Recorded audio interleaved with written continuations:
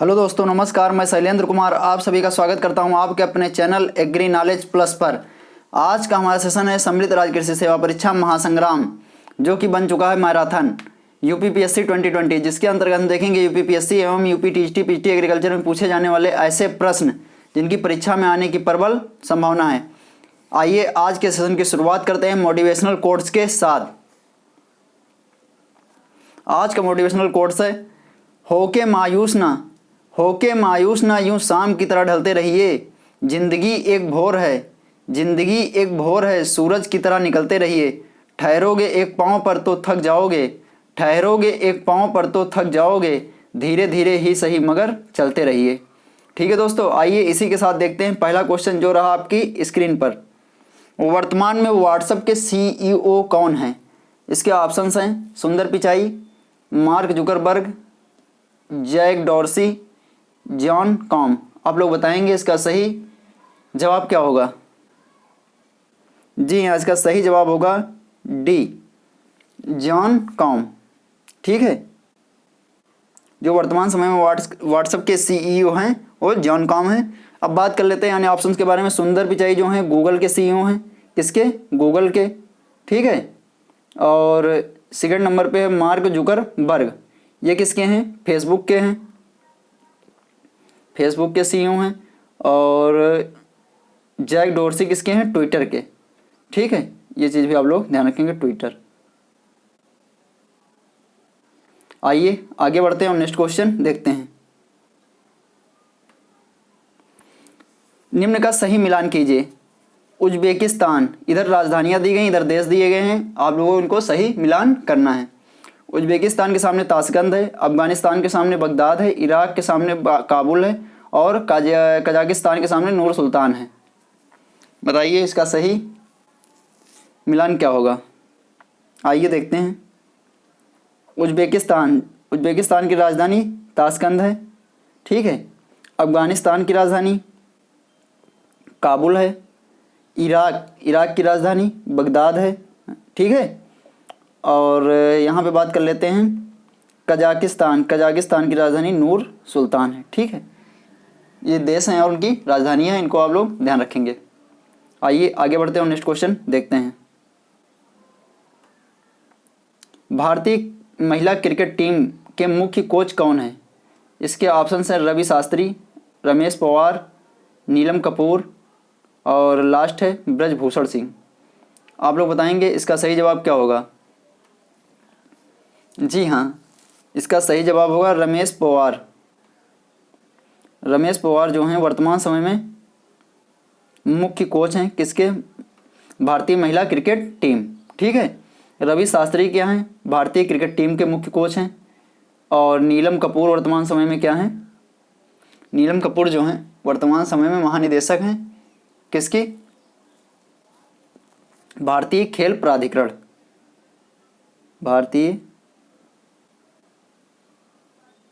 खेल प्राधिकरण। ठीक है, ये चीज़ आप लोग ध्यान रखेंगे। और यहाँ पे बात आती है अब ब्रजभूषण सिंह की। ये क्या हैं? राष्ट्रीय कुश्ती महासंघ। किसके? राष्ट्रीय कुश्ती महासंघ के राष्ट्रीय कुश्ती महासंघ के अध्यक्ष। महासंघ, ठीक है, के अध्यक्ष कौन है? ब्रजभूषण शरण सिंह। आइए आगे बढ़ते हैं और नेक्स्ट क्वेश्चन देखते हैं। नेक्स्ट क्वेश्चन है, अपाचे अमेरिका द्वारा निर्मित क्या है? लड़ाकू हेलीकॉप्टर, पनडुब्बी, टैंक रोधी missile, multi barrel rocket system. आप लोग बताएंगे इसका सही जवाब क्या होगा। जी हाँ, इसका सही जवाब होगा ए, लड़ाकू हेलीकॉप्टर। अपाचे क्या है? लड़ाकू हेलीकॉप्टर है, जो किसके द्वारा बनाया गया है? अमेरिका के द्वारा बनाया गया है। अब बात करते हैं यहाँ पे पनडुब्बी, टैंक रोधी मिसाइल और मल्टी बैरल रॉकेट सिस्टम।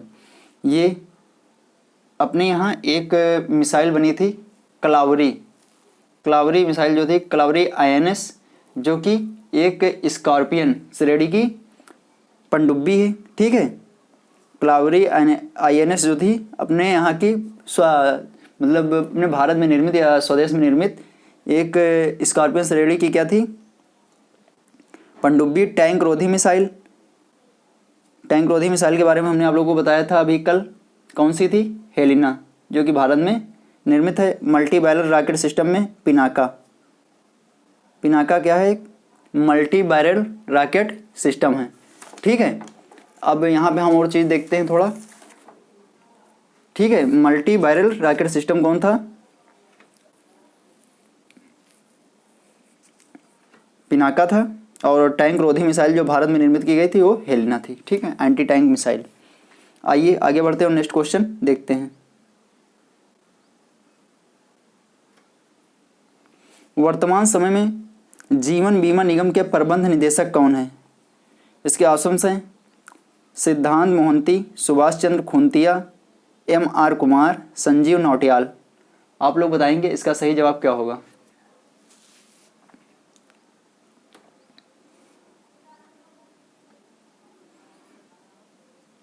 जी हाँ, इसका सही जवाब होगा सिद्धांत मोहंती। जीवन बीमा निगम के प्रबंध निदेशक जो हैं कौन है, सिद्धांत मोहंती हैं। और यहीं पे बात कर लेते हैं इसके अन्य ऑप्शंस की। सिद्धांत मोहंती कौन है, क्या है, वर्तमान समय में भारतीय जीवन बीमा निगम के प्रबंध निदेशक हैं। और जो MR कुमार हैं ये क्या है, वर्तमान समय में भारतीय जीवन बीमा निगम के अध्यक्ष। अध्यक्ष कौन है, MR कुमार, LIC के जो वर्तमान अध्यक्ष हैं ये हैं अध्यक्ष LIC। ठीक है, सुभाष चंद्र खुंतिया। सुभाष चंद्र खुंतिया क्या है, भारतीय बीमा नियामक और विकास प्राधिकरण, जिसे IRDA भी कहते हैं, के क्या हैं, अध्यक्ष हैं। सुभाष चंद्र खुंतिया भारतीय बीमा नियामक और विकास प्राधिकरण। ठीक है, संजीव नौटियाल की बात कर लेते हैं। संजीव नौटियाल जो हैं SBI लाइफ के MD एवं CEO हैं, SBI लाइफ। ठीक है, ध्यान रखेंगे। और यहीं पे एक होता है SBI जनरल इंश्योरेंस, उसके MD और CEO कौन है, PC कांडपाल। ये भी आप लोग ध्यान रखेंगे। एक SBI लाइफ है, उसके संजीव नौटियाल हैं MD और CEO। और जो SBI जनरल इंश्योरेंस है उसके MD और CEO कौन है, PC कांडपाल। आगे बढ़ते हैं, नेक्स्ट क्वेश्चन देखते हैं। WH विसर के द्वारा इंडियन विलेज सर्विस IVS की शुरुआत कब की जाती है? 1945, 1942, 1946, 1920। इसका सही जवाब आप लोग बताएंगे क्या होगा। 1945 इसका सही जवाब होगा 1945। 1942 में कौन सा प्रोग्राम चलता है? 1942 में अधिक अन्न उपजाओ, कौन सा कार्यक्रम? अधिक अन्न उपजाओ कार्यक्रम। ठीक है, 42 से 45 तक चलता है, ध्यान रखेंगे आप लोग। अधिक अन्न उपजाओ कार्यक्रम। 1946 में फिरका विकास योजना, कौन सी योजना आती है? फिरका विकास योजना, जो कहाँ इसके द्वारा चलाई जाती है? मद्रास सरकार द्वारा, मद्रास सरकार द्वारा। ठीक है, और 1920 में बात कर लेते हैं। 1920 की दो महत्वपूर्ण योजनाएं हैं। एक श्री निकेतन, कौन सी? श्री निकेतन, श्री निकेतन योजना जो चलती है, श्री निकेतन, ये रविंद्रनाथ टैगोर के द्वारा चलाई जाती है। और एक सेवाग्राम, सेवाग्राम योजना जो चलती है ये महात्मा गांधी के द्वारा चलाई जाती है, सेवाग्राम। ठीक है, महात्मा गांधी, महात्मा गांधी। ठीक है, ये चीज़ आप लोग ध्यान रखेंगे। आइए आगे बढ़ते हैं और नेक्स्ट क्वेश्चन देखते हैं। किसी कृषि तकनीक को सर्वप्रथम अंगीकार करने वाले कृषक को क्या कहते हैं? विलंब अंगीकारक, नवचारक, प्रथम बहुसंख्यक, प्रथम अंगीकारक। आप लोग बताएंगे इसका सही जवाब क्या होगा। जी हाँ, इसका सही जवाब होगा नवचारक। कौन होता है? कृषि तकनीक जब कोई नई आती है तो उसे सर्वप्रथम जो एक्सेप्ट करता है, ठीक है, अंगीकार करता है, उस कृषक को क्या कहते हैं? नवचारक। आइए आगे बढ़ते हैं और नेक्स्ट क्वेश्चन देखते हैं। चने का मुख्य हानिकारक कीट कौन है? फली छेदक, कटुआ लट, चेपा, उपरोक्त में से कोई नहीं। इसका सही जवाब होगा फली छेदक। चने का जो मुख्य हानिकारक कीट है कौन सा है? फली छेदक है। कटुआ, चने का कटुआ भी लगता है, ठीक है, ये भी आप लोग ध्यान रखेंगे, लेकिन मुख्य की बात यहाँ पे चने का मुख्य की बात कीजिए तो वहाँ पर फली छेदक होगा। चेपा जो लगता है ये क्या है? जिसे माहू भी कहते हैं, ये सरसों इत्यादि फसलों में लगता है, ठीक है। इसका प्रकोप सरसों में बहुत अधिक देखा गया है, जो कि ये क्या होता है? एक सकिंग टाइप माउथ पार्ट वाला एक इंसेक्ट होता है।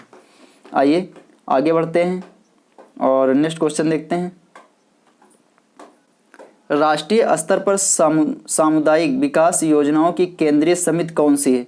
भारतीय कृषि अनुसंधान परिषद, जिसे क्या कहते हैं? ICAR, ठीक है। राष्ट्रीय विकास परिषद, योजना आयोग, राष्ट्रीय सुरक्षा सलाहकार परिषद। आप लोग बताएंगे इसका सही जवाब क्या होगा?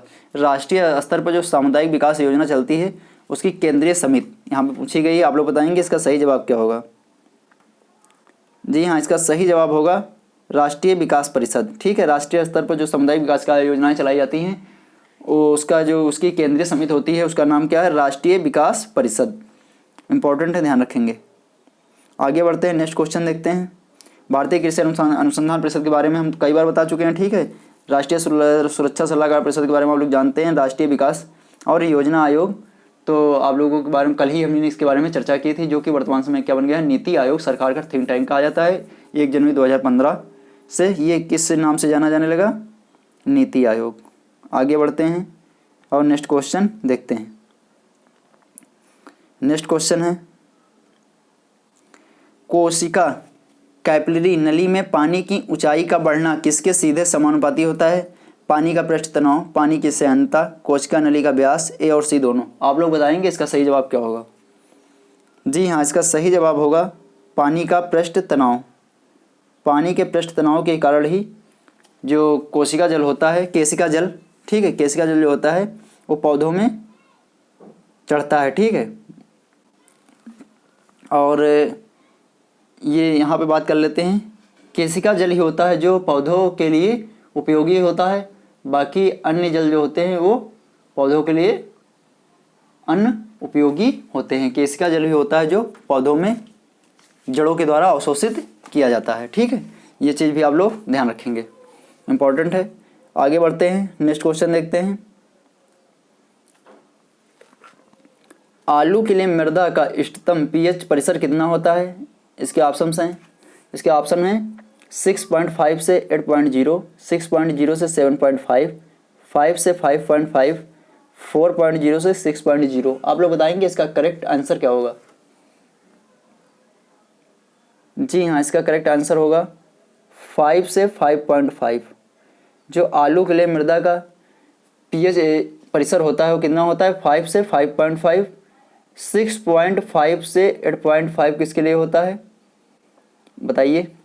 ये चुकंदर के लिए, ठीक है। चुकंदर के लिए जो इष्टतम pH मान होता है 6.5 से 8.0, 6.75 से साधारणतया सभी पौधों के लिए जो साधारणतया pH मान जो होता है सभी पौधों के लिए क्या होता है? 6 से 7.5, ध्यान रखेंगे। 4 से 4.0 से 6.0 जो होता है ये किसके लिए होता है? चाय के लिए, ठीक है। इंपॉर्टेंट है, नोट डाउन कर लेंगे। आगे बढ़ते हैं, नेक्स्ट क्वेश्चन देखते हैं। फलों को शीघ्र पकाने में कौन से पोषक तत्व का अहम रोल होता है?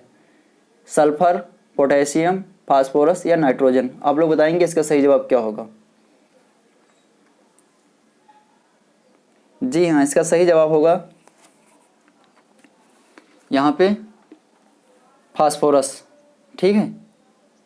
फास्फोरस इसका सही जवाब होगा, क्योंकि यही पोषक तत्व जो होता है ये पौधों को क्या प्रदान करता है? एनर्जी प्रदान करता है, और इसके अलावा ये फलों को पकाने में मदद करता है, ठीक है। अब यहाँ पे बात कर लेते हैं सल्फर। सल्फर के कारण क्या होता है? तिलहनी फसलों में प्रोटीन, प्रोटीन की मात्रा और तेल की मात्रा बढ़ाने के लिए किस चीज़ का प्रयोग किया जाता है? सल्फर का प्रयोग किया जाता है। पोटास, अब यहाँ पे हम पोटास की बात कर लेते हैं। पोटास का जो रोल होता है यहाँ पे दिया गया है। पोटास जो होता है, जैसे हमें कोई अनाज, जैसे मान लीजिए गेहूँ की जो उपज होती है उसके दानों में जो चमक आती है वो किसके कारण आती है? पोटास के कारण ही आती है। यानी कि उच्च गुणवत्ता जो आती है, जैसे केले की जो चमक होती है वो पोटास के कारण ही होती है। ठीक है, मतलब उपज में उच्च गुणवत्ता लाने के लिए किसका अहम रोल होता है? पोटास का अहम रोल होता है। और ये पानी के अवशोषण में भी, पौधों में जो पानी का अवशोषण होता है उसमें भी ये अहम भूमिका अदा करता है। अब बात करते हैं नाइट्रोजन की। नाइट्रोजन जो होता है तो आप लोगों को पता है कि वृद्धि के लिए और प्रोटीन के निर्माण में ये नाइट्रोजन सहायता करता है। ठीक है, प्रोटीन के संश्लेषण में भी नाइट्रोजन की अहम भूमिका होती है। और प्रोटीन क्या होता है? प्रोटीन एक अमीनो अम्ल का बहुलक होता है। ठीक है, आइए आगे बढ़ते हैं और नेक्स्ट क्वेश्चन देखते हैं। बासमती चावल के 1000 दानों का भार कितना होता है? ये जो 1000 दानों का भार दिया गया है यही क्या होता है? परीक्षण भार भी कहा जाता है। आप लोग बताएंगे बासमती चावल का परीक्षण भार क्या होगा? 25 ग्राम, 21 ग्राम, 40 ग्राम या 72 ग्राम? जी हाँ, इसका सही जवाब होगा 21 ग्राम। इंपॉर्टेंट है, ध्यान देंगे। ठीक है, थोड़ा बासमती चावल के 1000 दानों का परीक्षण भार जो होता है कितना होता है? 21 ग्राम। अब यहाँ पे बात कर लेते हैं 25 ग्राम साधारण चावल का जो होता है। साधारण चावल का कितना होता है? 25 ग्राम। 40 ग्राम गेहूं का जो परीक्षण भार होता है, गेहूं के दानों का परीक्षण भार जो होता है कितना होता है? परीक्षण भार 40 ग्राम होता है। और अब बात करते हैं 72 ग्राम। ये किसका है? अरहर का 72 ग्राम होता है। 70 ग्राम किसका होता है? कपास का। ठीक है, आप लोग ध्यान रखेंगे। इसी प्रकार सरसों का जो होता है 3 से 4 ग्राम। ठीक है, आगे बढ़ते हैं और नेक्स्ट क्वेश्चन देखते हैं। और यहीं पे एक और देख लेते हैं, मटर का कितना होता है? मटर के दानों का परीक्षण भार 100 ग्राम। ठीक है दोस्तों, इंपॉर्टेंट है, नोट कर लेंगे। आगे बढ़ते हैं। जल स्तर की गहराई किस यंत्र के द्वारा मापी जाती है? इसके ऑप्शंस हैं लाइसीमीटर, पीजोमीटर, ओडोमीटर, इवेपोरीमीटर। आप लोग बताएंगे इसका सही जवाब क्या होगा? जी हाँ, इसका सही जवाब होगा पीजोमीटर। जो भूमि में जल स्तर होता है, जल स्तर की जो गहराई होती है किस यंत्र के द्वारा मापी जाती है? पीजोमीटर के द्वारा। अब यहाँ बात करते हैं लाइसीमीटर के द्वारा क्या नापते हैं? वाष्पोत्सर्जन, यानी कि वाष्पीकरण प्लस वाष्पोत्सर्जन किसके द्वारा नापा जाता है? वाष्पोत्सर्जन। ये किसके द्वारा मापा जाता है? पीजोमीटर के द्वारा। ओडोमीटर क्या होता है? गाड़ियों में जो मीटर लगे होते हैं उनके द्वारा तय की गई दूरी, गाड़ियों के द्वारा तय की गई दूरी किसके द्वारा मापी जाती है? ओडोमीटर के द्वारा मापी जाती है। ठीक है, ध्यान रखेंगे। आगे बढ़ते हैं, नेक्स्ट क्वेश्चन देखते हैं। पहाड़ी मृदा साधारणतया किस प्रकार की होती है? पहाड़ी मृदा जो होती है साधारणतः किस प्रकार की होती है? अम्लीय, लवणीय या उदासीन या इनमें से कोई नहीं? आप लोग बताएंगे इसका सही जवाब क्या होगा? जी हाँ, इसका सही जवाब होगा अम्लीय। अम्लीय मृदा, पहाड़ी मृदा जो होती है, पहाड़ी मृदा कैसी होती है? अम्लीय। ठीक है, ये होगा इसका सही जवाब। 1 मिनट ध्यान रखेंगे। ठीक है, अब पहाड़ी मृदा जो होती है, क्योंकि इसका निर्माण कैसे होता है?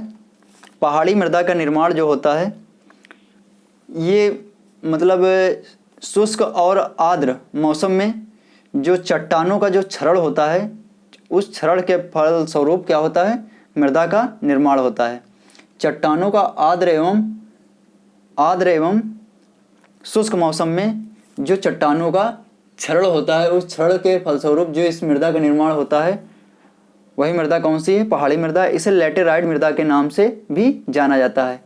और इसका जो क्षेत्रफल है हमारे देश में कितने परसेंट है, 3.7% है। इसमें क्या होता है, इसमें लोहा किसकी अधिकता होती है, लोहा और एल्युमिनियम की, लोहा और एल्युमिनियम की अधिकता होती है। इसी कारण ये क्यों क्या होता है, अम्लीय प्रकार की मृदा होती है। और इसमें कमी किसकी होती है, नाइट्रोजन की, पोटास की, फास्फोरस, चूना। ठीक है, इन चीज़ों का इसमें क्या पाया जाता है, अभाव पाया जाता है। और ये अब बात कर लेते हैं क्षेत्र की। ये मृदा किन क्षेत्रों में अधिकतर पाई जाती है, ये कर्नाटका, केरला, तमिलनाडु, महाराष्ट्र और मध्य प्रदेश, उड़ीसा राज्यों में अधिकतर पाई जाती है। इसके अलावा असम में भी इसका कुछ क्षेत्र है। अब हम बात कर लेते हैं किन किन फसलों के लिए उपयोगी होती है। ये पहाड़ी मृदा साधारणतः जो होती है, इसे लैटेराइट मृदा के नाम से भी जाना जाता है।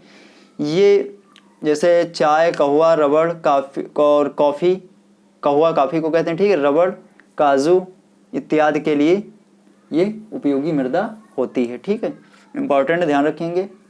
और लाल मिट्टी का निर्माण जो होता है वो नीस या शिष्ट से होता है। आइए आगे बढ़ते हैं और नेक्स्ट क्वेश्चन देखते हैं। अंश शोधन करके खुली नाली में जल का बहाव किसके द्वारा मापा जाता है, वी नोज के द्वारा, जल मीटर के द्वारा, पार्सल फ्लूम के द्वारा, लाइसी मीटर के द्वारा। इसका सही जवाब बताइए क्या होगा। इसका सही जवाब होगा पार्सल फ्लूम। पार्सल फ्लूम के द्वारा ही खुली नाली में जो जल का बहाव होता है वो मापा जाता है। ठीक है, अंश शोधन प्रक्रिया में। ठीक है, आइए आगे बढ़ते हैं और नेक्स्ट क्वेश्चन देखते हैं। ये सभी इंपॉर्टेंट क्वेश्चन हम करा रहे हैं। ठीक है, आप लोग थोड़ा ध्यान देकर देखेंगे। निम्नलिखित में से किस हरी खाद में नाइट्रोजन की मात्रा सर्वाधिक होती है। इसके ऑप्शंस हैं लोबिया, ढैंचा, सनई, सैंजी। ये मोस्ट इंपॉर्टेंट क्वेश्चन है, इसे आप लोग नोट डाउन कर लेंगे। इसका सही जवाब बताइए क्या होगा। जी हाँ, इसका सही जवाब होगा सैंजी। ज़्यादातर लोग इसका जवाब क्या देते हैं, ढैंचा। ढैंचा यहाँ पे नहीं होगा। सैंजी में जो नाइट्रोजन की मात्रा होती है वो कितनी होती है, इसको जब मृदा में मिलाया जाता है तो 120 से 135 किलोग्राम प्रति हेक्टेयर। ठीक है, कितनी प्राप्त होती है, 120 से 135 किलोग्राम प्रति हेक्टेयर। अब बात कर लेते हैं सनई की। दूसरे नंबर पे आती है सनई, जिससे 86 से 129 किलोग्राम प्रति हेक्टेयर नाइट्रोजन का निर्माण होता है। ठीक है, और इसके बाद बात आती है ढैंचा की। ढैंचा से कितना होता है, ये सभी नोट कर लेंगे आप लोग, 84 से 115 किलोग्राम प्रति हेक्टेयर। ठीक है, लास्ट में लोबिया आती है, जिससे 74 से 80 किलोग्राम, 74 से 80 किलोग्राम, ठीक है, नाइट्रोजन का उत्पादन होता है। और इनका प्रयोग ज़्यादातर प्रयोग जिस किया जाता है वो कौन सी है, इसमें ढैंचा। ढैंचा का प्रयोग सर्वाधिक मात्रा में हमारे यहाँ हरी खाद के रूप में किया जाता है। आइए आगे बढ़ते हैं, नेक्स्ट क्वेश्चन देखते हैं। निम्नलिखित में से गोबर गैस में सबसे कम मात्रा किसकी होती है। देख लीजिए क्वेश्चन आप लोग ध्यान से सुनेंगे। निम्नलिखित में से गोबर गैस में सबसे कम मात्रा, यहाँ पे अधिक नहीं पूछी गई, सबसे कम मात्रा पूछी गई। आप लोग ध्यान देकर इसका जवाब देंगे। जी हाँ, इसका सही जवाब होगा नाइट्रोजन। नाइट्रोजन की जो मात्रा गोबर गैस में होती है वो 1 से 2% तक ही होती है। ठीक है, अब बात कर लेते हैं मीथेन की। मीथेन जो होता है इसकी मात्रा सर्वाधिक होती है, और कितनी होती है आप लोग बताएंगे, 40 से 50 से 60% तक।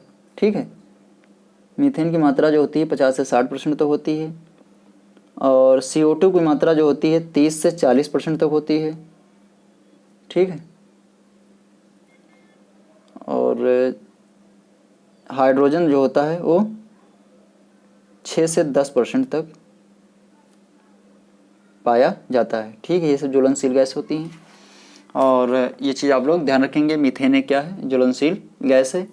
इसमें नाइट्रोजन, ये सब किस में पाई जाती हैं? गोबर गैस में पाई जाती हैं। मीथेन और कहाँ कहाँ से निकलती है? मीथेन गैस जो होती है दलदलीय स्थानों से निकलती है, धान के खेत से निकलती है, पशुशाला से निकलती है, और दीमक की, जो दीमक में मांद बनाती है, ठीक है, उससे भी क्या निकलती है? मीथेन गैस निकलती है। ये चीज़ आप लोग ध्यान रखेंगे। ठीक है, पेपर में पूछा गया कि मीथेन गैस निम्न में से कहाँ कहाँ पाई जाती है। मुख्य इसका तो क्षेत्र वही होता है, दलदली क्षेत्र और धान का खेत, पशुशाला। ठीक है, ये सब इम्पोर्टेंट है। आइए आगे बढ़ते हैं और नेक्स्ट क्वेश्चन देखते हैं। निम्न में से अंगीकरण प्रक्रिया का चरण नहीं है? मूल्यांकन, अभिवृत्ति, अभिरुचि या जागरूकता? आप लोग बताएंगे इसका सही जवाब क्या होगा।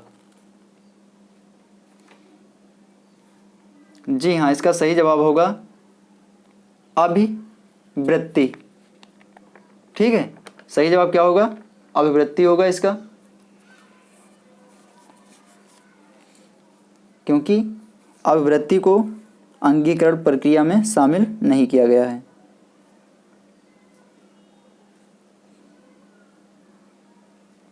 अंगीकरण प्रक्रिया क्या होती है? जब कोई मतलब नई टेक्नोलॉजी आती है और वो टेक्नोलॉजी किसानों तक जब पहुंचाई जाती है और किसान उसको इम्प्लीमेंट करता है, तो वही क्या कहलाता है?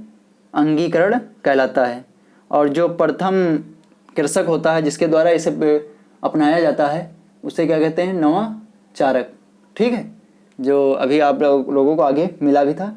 अभी इसके बारे में थोड़ा विस्तार से एक क्वेश्चन और पढ़ा हुआ है, उस पर हम थोड़ा इसके बारे में विस्तार से चर्चा करेंगे। आइए आगे बढ़ते हैं और नेक्स्ट क्वेश्चन देखते हैं। बंड फॉर्मर से बनाई जाती है कूण, फरो